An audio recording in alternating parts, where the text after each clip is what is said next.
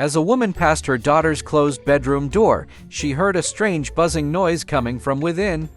Opening the door, she observed her daughter with a vibrator. Shocked, she asked, "What in the world are you doing?" The daughter replied, "Mom, I'm 35 years old, unmarried, and this thing is about as close as I'll ever get to a husband. Please, go away and leave me alone."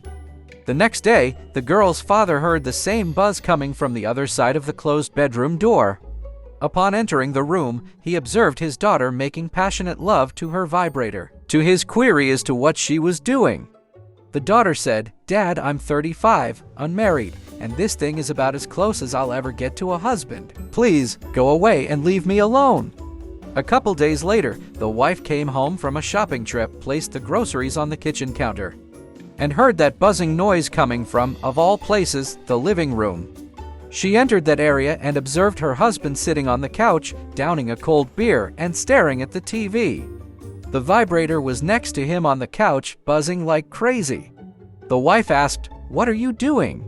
The husband replied, "I'm watching football with my son-in-law."